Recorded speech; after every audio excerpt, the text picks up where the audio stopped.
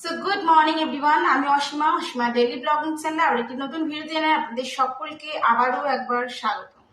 আশা করবো আপনারা সকলে বেশ ভালো আছেন।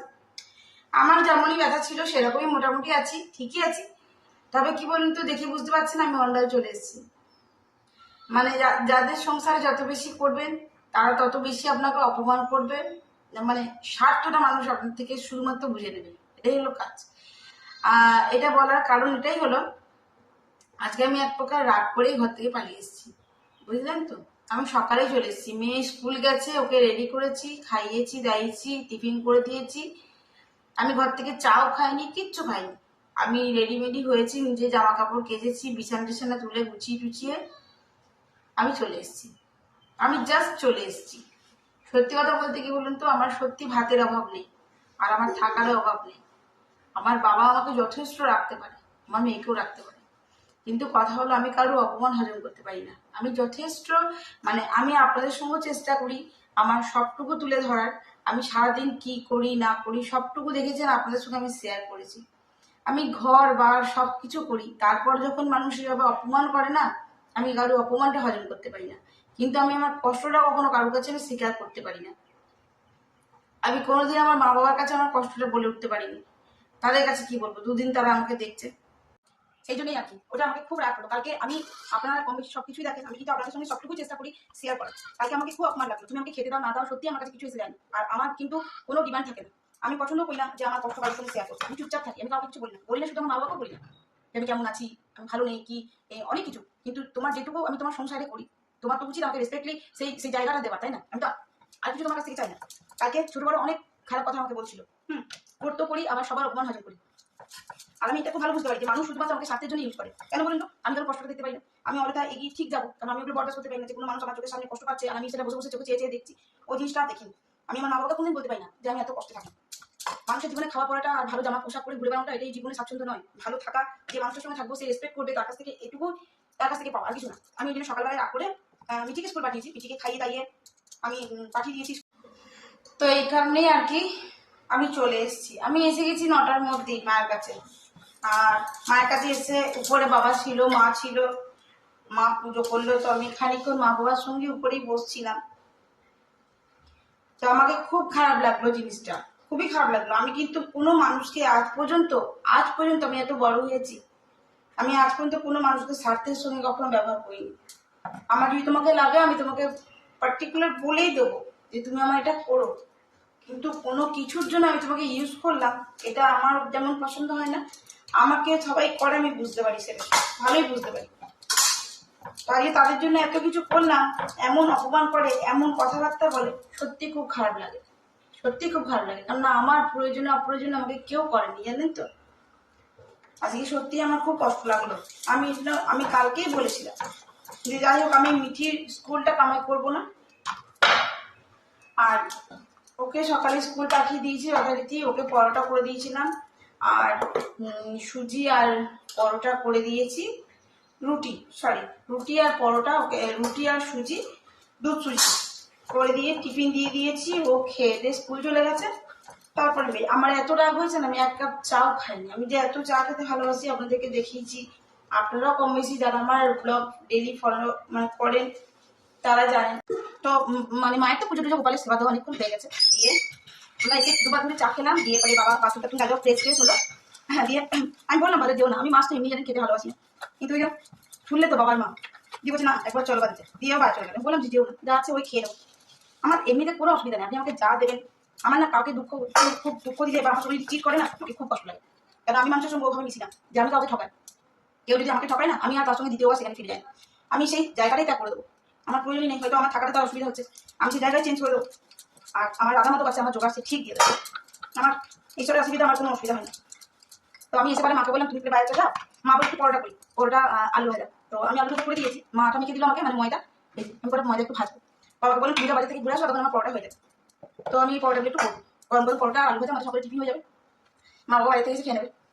তো সেই আমি বসিয়ে দিয়েছি পরোটাটা, আমি পরোটাগুলো একটু ভেজে নিই, এই আর কি। খুবই দুঃখ হচ্ছিল, খারাপ লাগছিল, তো চলে এসেছি আমি। আর বলতে কি, আমার মা বাবা কখনো আমার ডিসিশনের প্রতি কখনো তারা না করে না, কারণ ওরা জানে আমি যেটুকু করি আমি মানুষকে নিঃস্বার্থভাবে করি। তো যাই হোক, আমি কখনোই আমার ব্লগে এরকম কিছু শেয়ার করতে চাই না। আজকে সত্যি খুব কষ্ট হচ্ছিল, খারাপ লাগলো, তাই আপনাদের সঙ্গে শেয়ার করে ফেললাম।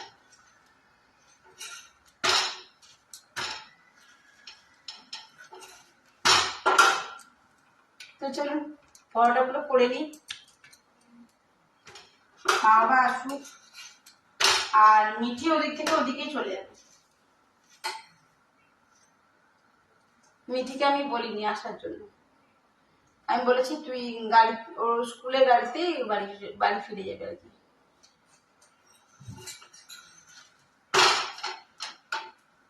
মানুষ কি বলুন তো, কখনো দাঁত থাকতে দাঁতের মর্যাদা দেয় না, সেই আর কি। সেই জন্যই দূরত্বটা বজায় রাখাই উচিত। মানুষ তার প্রয়োজনটা বোঝে না, প্রয়োজনটা যখন দরকার প্রয়োজন মিটিয়ে নেয় মানুষ।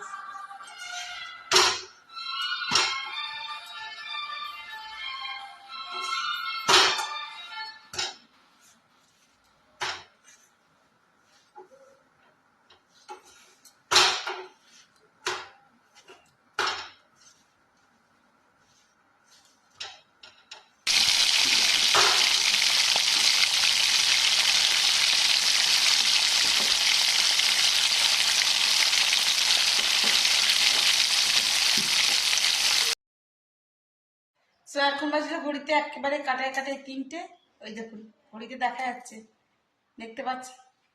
আমাদের দুপুরে লাঞ্চ হয়ে গেছে অনেকক্ষণ আগে, আর এখন একটু রেস্ট করব, তারপর আবার ভিডিওটা আপনাদের সঙ্গে কন্টিনিউ করবো আমি বিকাল থেকে। অবশ্যই সঙ্গে থাকবেন আর দেখতে পাবেন আজকের ব্লগটা। আজকে গুড ইভিনিং, শুভ সন্ধ্যা। এখন সময় 7:15, আর মা এখন বেরিয়েছে ক্লাসে। আমাদেরকে চাটা দিই, আমাদের চাটা খাওয়া অনেকক্ষণ হয়ে গেছে। সামনে রাস্তাটা জলটা কিন্তু আসছে, আর জলে না গাদা মাঝখানে আছে, এত অনেক বাচ্চারা মাছ ধরছিলেন, বুঝতে পারছি জলটা কেমন বইছে। এই দেখেন কেমন বইছে, জলটা বয়ে ওই দিকে যাচ্ছে।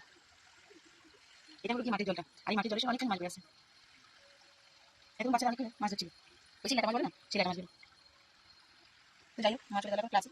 কালকে অনেক বৃষ্টি পড়ছিল, নিজের অবস্থা এরকম। বাবা চলে গেছে উপরে, চলুন উপরে যাই, কিছু দিশা আমাদের উপরে দেখায়। বাবা চলে গেছে উপরে ছাদে বসতে, আমিও এতগুলো লাইট না জেলে চলে যাই উপরে, চলে যাই। চলুন যাওয়া যাক। তো এখন ঘড়িতে টাইম হয়ে গেছে একেবারে ঘড়ি কাটায় কাটায় 8:09, আর আমি আর বাবা খাবো একটু চা। আপনাদেরকে বললাম মা ক্লাসে চলে গেছে, মা আমাদেরকে চা দিয়ে, আমাকে বাবাকে চা দিয়ে সন্ধে টন্ধে দিয়ে মা চলে গেছে ক্লাস। তো এখন খাবো আমি আর বাবা একটু চা। আমি এখন চা করছি, দেখা। আর আজকের ব্লগটা চা করতে করতে আমি এখানেই শেষ করব। আর যদিও আজকে ব্লগটা এমন কিছু বেশি কিছু করতে পারিনি, মনে অনেক কষ্ট হচ্ছিল, যেটা আপনাদের সঙ্গে একটুখানি শেয়ার করে নিয়েছিলাম, এইটুকুই আজকে আপনাদের সঙ্গে বলেছি। বেশি কিছু করতে পারিনি, কেন মায়ের সঙ্গে বাবার সঙ্গে বকবক করছিলাম। বাবাকে বললাম যে আমার বারবার আমাকে ফোন করছিল বাড়ি থেকে, শাশুড়ি মা ফোন করছে, ও ফোন করছে, কিন্তু কি বলুন তো, অন্যায়টা অন্যায়, তাই না? আমার যেটা খারাপ লেগেছে, হ্যাঁ, তা তো আমি চুপচাপ চলে এসেছি, আমি কোনো কিছু বলিনি, তাই আপনাদেরকে শেয়ার করলাম। আমি জানি না এখন যখন ভিডিওটা এডিটিং করবো আমি সেই ভিডিওগুলো রাখবো কিনা, বা সেই ফুটেজটা রাখবো কিনা, যেটা আমি আপনার সঙ্গে বলেছি, শেয়ার করেছি। তো যদি রাখি অবশ্যই আপনার সঙ্গে শেয়ার করবো।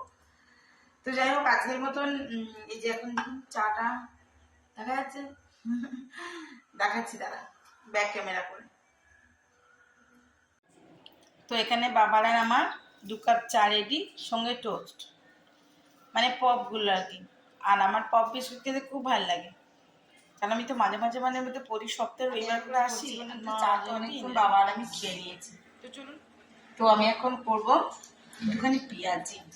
মা এখনো ক্লাস থেকে আসেনি, এই যে আমি পেঁয়াজ কেটেছি, বেসন নিয়ে নিয়েছি, একটু পেঁয়াজি করবো।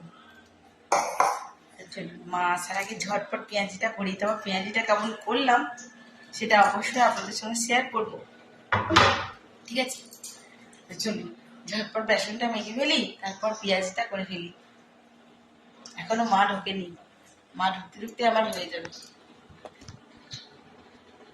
আমি না সবসময় পেঁয়াজি করার সময় না পেঁয়াজটাকে একদম স্লাইস করে কাটিয়ে, স্লাইস করে কাটার পর হালকা নুন দিয়ে না ওর জলটা বার করে দিই। আপনারা কেমন করে করেন? আর আমি কিন্তু পেঁয়াজিতে সোডা ইউজ করি না। সোডা ইউজ করেছে মুচমুচে ভাবটা থাকবেন না একটা জিনিস। আর একদম হার্ডলি আমি এটা মাখি উইদাউট সোডা। দেখুন, আর হালকা জল দিন, দিয়ে নুনটা দেখে নেবো অ্যাডজাস্ট হয়েছে কিনা। এই যে বাবা বসে আছে, টিভি দেখছে, আমি তখন টিভি দেখছিলাম, বাবার সঙ্গে বকবক করছিলাম। চলুন, আমার বেসন রেডি। দেখুন, কিছুটা পেঁয়াজি আমি এখানে ভাজতে দিয়ে দিয়েছি। এখানে আমার কয়েকটা পেঁয়াজি ভাজা হয়ে গেছে। বাবা আর মায়ের জন্য আমি মুড়ি রেডি করে দিয়েছি। মুড়ি যেহেতু আমি খাবো না, আমি খাবো একটু পেঁয়াজি, আর ব্যাটার এখনো আছে, এটা করবো। তো এই কয়েকটা দিয়ে আগে মাকে আর বাবাকে দিয়ে আসি। তো কেমন লাগছে আমার পেঁয়াজিগুলো অবশ্যই বলবেন একবার। আর আমি এখন এগুলো একটু মুচমুচে করে ভেজে নেবো। আর অল্প আছে ভাজলে তো জানেনই বিরাট মুচমুচে হয়ে যায় খেতে।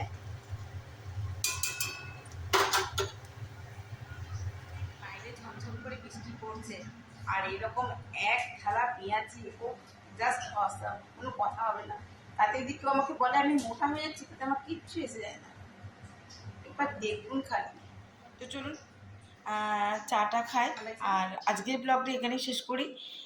কালকে আবার একটা নতুন ব্লগের সঙ্গে আপনাদের সঙ্গে দেখাবে। ততক্ষণের জন্য বিদায়, টাটা, গুড নাইট।